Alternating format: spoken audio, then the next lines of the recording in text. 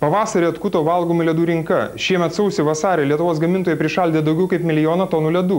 Tai yra beveik 4 kartus daugiau nei pernai tuo pačiu metu. Statistikos departamento duomenimis valgomų ledų rinka kasmet pavasarį išauga apie 3-4 kartus, o savo piką pasiekia vasarą.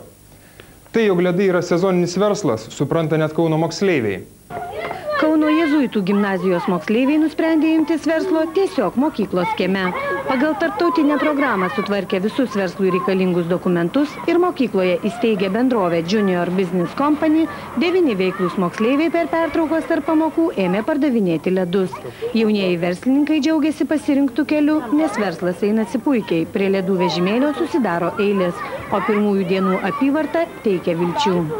Na, savo pelno tikrai neatskleisim. Prekiaujam 2 dienas, bet tikrai galiu pasakyti, kad mūsų apyvarta jau viršijo 500 litų. Sulaukta ir ne vieno bendramokslio prašymo priimti į darbą, tačiau pradedančiųjų verslininkų teigimu darbas neturi trukdyti mokslui, todėl į firmą priimami tik pirmūnai. Iš prekybos ledais moksleiviai nesitiki susikrauti milijonų, tačiau džiaugiasi, kad nebereikės kaulyti pinigų iš tėvų. Be to dalį pelno ateityje jie ketina skirti gimnazijai ir skurdžiausiai gyvenantiems bendramoksliams remti. Kaip ir visi verslininkai, gimnazistai susiduria su konkurencijos problemomis. Pakišti koją iš pradžių jiems bandė mokyklos valgyklos darbuotojai.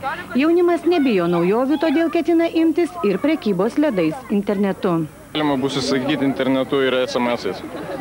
Užsiimti verslų mėgina dar 4 Kauno miesto mokyklų moksleiviai. Vieni organizuoja renginius, kiti ekskursijas, treti korepetitorių kursus. Tačiau prekiauti ledais, kaip jėzuitų gimnazija, kol kas dar niekas nebandė.